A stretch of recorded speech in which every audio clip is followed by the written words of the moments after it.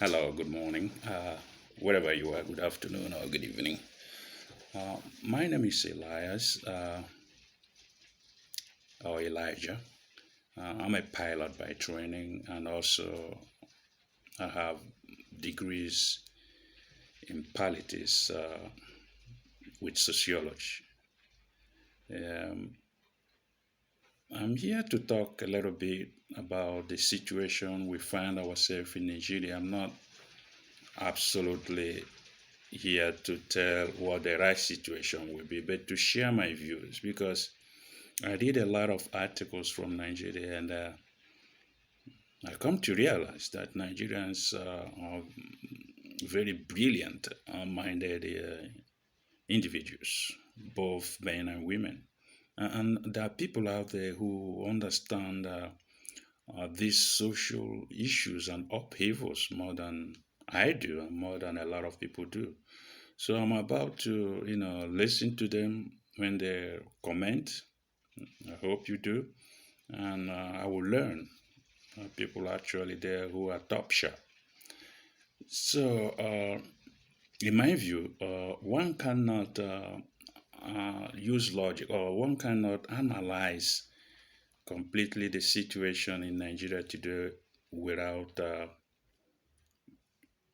looking or taking a look or looking at history, the history of Africa. Matter of fact, everybody knows that our history is dotted with foreign invaders. And the first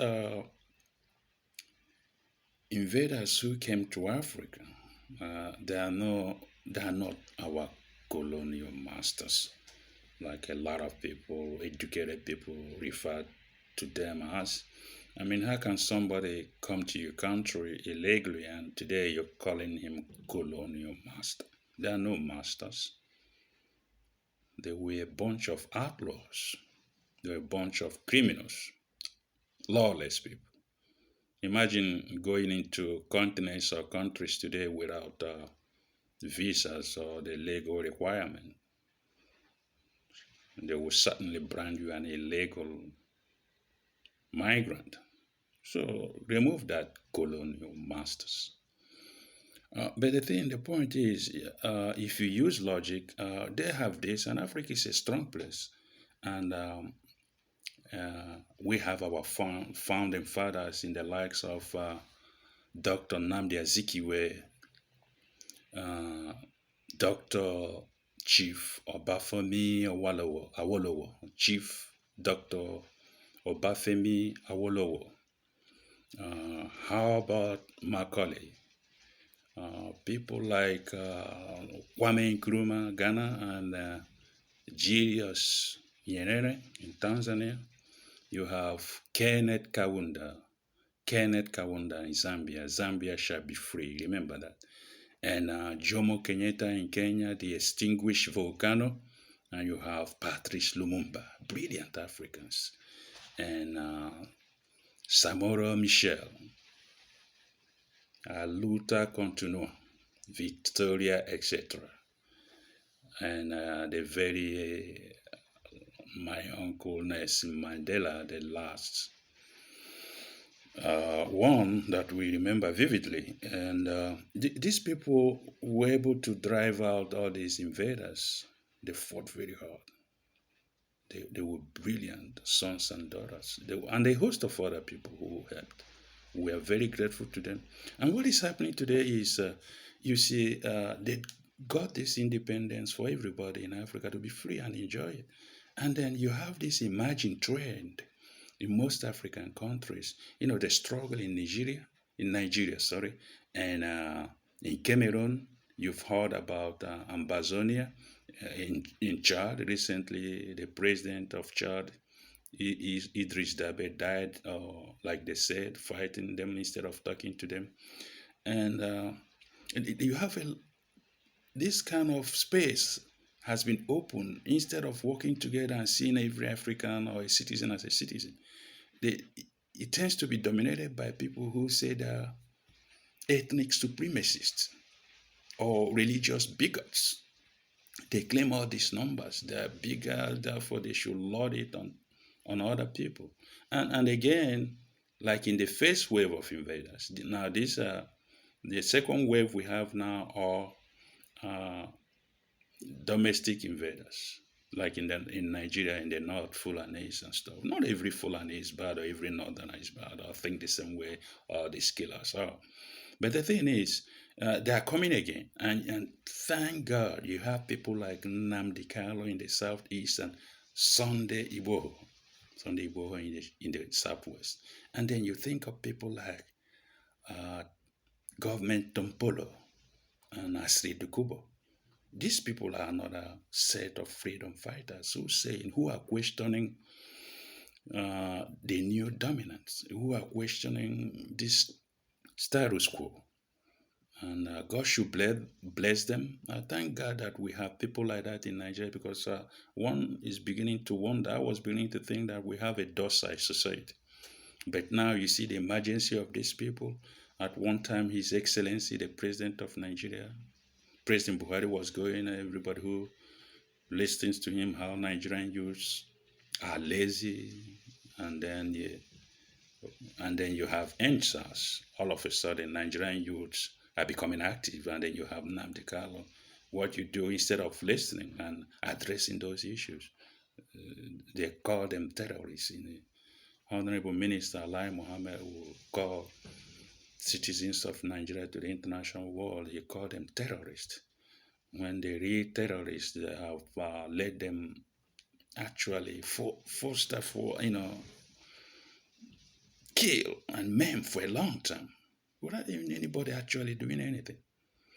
And so currently, the situation is in southern Nigeria. I think we have a lot of divisions. Sadly, there's a whole lot of tribes who don't see eye with each other. You have the BBOs and the AFIX, you have the Kalabari, you have the Jaws, you have Bini, you have Junkuns, you have Tiv, you have the Yorubas, and you have the Igbos, and you have the Galas, and the Effiks. A whole lot of them. If I don't mention it, please, it's because I don't have all of them. But we have all of them in the southern part of Nigeria. What I'm saying is, there's a common enemy, our lives. We have come under attack, and everybody should rise to it to fend off these foreign invaders. Like we're being told that they're importing these people for electoral purposes from across the West, the Sahel, across West Africa, Mali, Niger. Imagine people we've lived with for a long time, importing people to start killing our mamas in the farms. The only crime they committed, they're not worried about the money they're looting and going to overseas and buying plants and their dominance. They were in the farms doing the right thing. But no, they are being killed every day, and that is not acceptable. And you look at in South Nigeria, southern part of Nigeria, like in the southwest, in Ogun State, for instance. I don't know why we have a Motokun, and why should our people live in IDP camps in neighboring Benin Republic. I think we should combo all our forests. We should possess our things. We know the land better than all these invaders. We should fight off the common enemy, and then, if you like, we can come back and start hating each other, if you like that. But one thing, they keep on flying in our face all the time. The other time it was Dr. Paul Unongo telling us how the North has 80% of the land mass in Nigeria. And the last time it was His Excellency Ganduje of Kano State saying that they have now, he reduced it, thank God, from 80 to 70% of Nigerian landmass. And how the Yorubas and Igbos are minorities. Imagine, he has the affront to call the indigenous of this area minorities. And they've been claiming all this religious and hegemony for a long time, dominance, and they threaten fire and brimstone. But I tell you what, this time around, you will not succeed. We're not about to lose any inch of our land.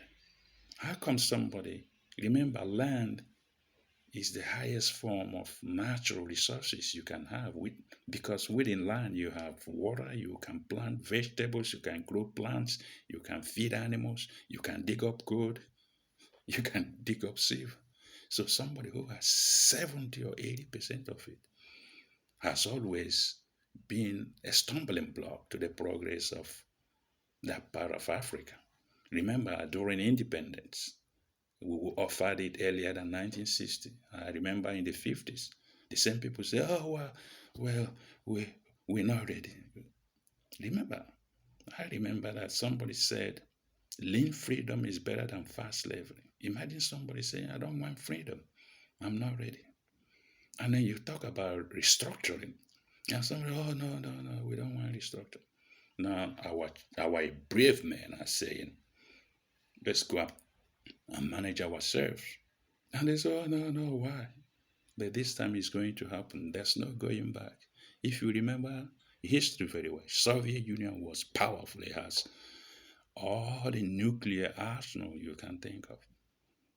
Then when it was going to break down, no single shot was fired. And look at Nigeria. They are blaming everybody except themselves. They're talking about how religious leaders are trying to weaken President Buhari or how foreign missionaries are trying to weaken the system. Now you have 80% of the land. Somebody you're claiming is landlocked or has poor land mass. He's saying, well, I want to be my... And you're dragging your feet. You've always been dragging your feet. And this is the 21st century. It's not going to happen again. We say no. No, we are all black people. No black person has a right, like the fight is going on in the US, has a right to lord it over. But over another section of, be it a small, a tiny group of tribe. There's nothing wrong with being a tribal, belonging to a tribe. Like I speak to you, I'm happy that God made me an Igbo man. And I'm a tribal Igbo man. But what is wrong, I read a lot about Nigerians talking about detribalized Nigeria. That's nothing like that. What is wrong is if you're an Igbo or Yoruba and if you're an Igbo man and a Yoruba man is qualified to do a job, you give it to an Igbo man. That is tribalism. If a Yoruba man sees an Igbo man that is qualified, you give it to a Yoruba man. That is not good. That is tribalism. And in the North, they do it. Nepotism is the order of the day with this president. So being happy with how God made you is how you use those identities to impact society. It's not how successful you are in life, but how valuable you are to life. I have a Yoruba friend, a decent, great guy. He looked at me and said, man, and he's doing his postgraduate studies somewhere in Germany. Said, do you see what is going on in Nigeria? I said, well, I see, we have to talk. Gentleman turned around and said, we've been talking. What came out of it? He told me, remember the Abacha time, the Sovereign National Conference? What did they do with it? He said, Obasanjo, His Excellency Obasanjo, set up the Oputa Commission to find out the truth, what happened to it. And Goodluck Jonathan, His Excellency, the last one, set up another national conference. What happened to it? They keep on trying to, sweep it under the table, thinking that we're idiots. No, we're not. Our youth have risen. We want to take our lives. Enough of your leadership. We don't need you. If you're born to rule, no problem with it. You can rule yourself. You can lead the North. You have decimated the whole northern part of Nigeria. Improvised them because of, you lack vision. myopic. Now, the last time I read, the former CBN governor, banker, the former CBN banker, sorry, Obadiah Malaife was saying something about how they importing foreigners from other countries to register with this national identification number, because according to him, they're fighting a jihad, a demographic jihad. For them, everything is power, nothing more. And every other tools, inappropriate tools they have employed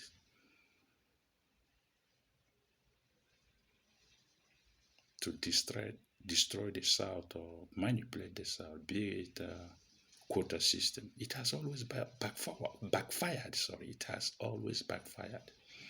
And this democratic fight to have numbers, it will backfire in their face. What you doing is basically importing people who are basically not educated, who will not contribute anything to society except violence. Importing them into already bad situation in northern Nigeria. I mean, by the way, I don't hate. We are black people, northern Nigerians included. But are these people causing these problems? We should fight them in our forest. They have no monopoly over violence, if they want it that way. If they are born to rule, yes, they can now. We can have peace in our own society, and they're born to rule their northern section, those who believe that they are born to rule, not over us again. And the mistake the South is always making is running up north. Imagine a brilliant professor like Professor Osibanjo, a brilliant guy. When he ran the country, was so peaceful. You know that an intellectual is there. They didn't like it. They removed him from everything. And the South is always waiting to be the second, play the second fiddle. And I'm amazed that our brother Professor Sibanji is going around talking about, well, the unity of Nigeria, we better unite. How, Prof? How? Man, somebody like you cannot impart our society. Why should we go about preaching the unity of Nigeria? Why is it not non-negotiable? Everything in life must be renegotiated if it's not working good. And ours is long overdue, Prof. And the last time the visiting Foreign Secretary of the United States, Anthony Blinken, came calling, and the reason he came to give them an information. He came to tell them that things are bad. This is what he said. Mr. Blinken was talking to Onyama, Nigerian Foreign Affairs Ministry. No, he was speaking after a press conference. He said, military approach is vital, but it is insufficient. So economic development, progress, and opportunity is hugely important. It's hugely important. I wonder if they got. I know. Onyama is a brilliant diplomat. He spent many years in Switzerland, and I wonder in his private times when he's at home how he sees these problems in Nigeria. When he is out there, how does he make this compromise all these talks in the international community? And look, President Buhari was out there telling them to send troops from the African Command, relocated closer to home from Stuttgart, Germany, closer to home. Imagine a sovereign nation. Instead of talking to our people, we want troops that will kill us. We are all Africans now. I remember we fended off the same people you invited. We fended them off in the names of these our forefathers. And now he's inviting them. So the government is so weak at the moment. And Britain got that message when he was asking for foreign help. And they sent out, remember, the British Minister for Africa, James Doddridge, he was more blunt when he visited Nigeria Foreign Minister Onyama again. He said, the current state of insecurity in Nigeria is massively complex. There are no partnership from the international community that would resolve the multiplicity of the Nigerian problems, whether it's Boko Haram, insurgents, or a number of other issues. Mr. Dodger concluded. I mean, this is a coded diplomatic language. I hope Onyema got it. I know because he's been there with them for a long time. There's no partnership. Don't come to us, he said. Talk to your people. Talk to Sandiwo. Talk to people like Nnamdi Kanu. Talk to government Tompolo. Talk to Asri Kubo. Talk to them. They are citizens. Listen to them. What they are fighting, they have a legitimate right because Nigeria cannot go forward the way it is. Military solution. How long can we be slaughtering our people? You send in soldiers southeast when there are terrorists in the northeast. You send in police and to the southwest and to the south. The only crime they have committed is saying, well, we have to change. And these are the same children, Nigerian youth, the president is calling irresponsibly lazy. And now they're fighting back. Thanks to them, thanks to NSAS, it will come back again. These are signs of things to come. And the government will not be able to withstand what kind of upheaval. These are beginning of things. And it's better we quick, the better we respond to all this agitation, the better it is for Nigeria. I'm not pleading for the destruction of anybody. I'm embarrassed by it.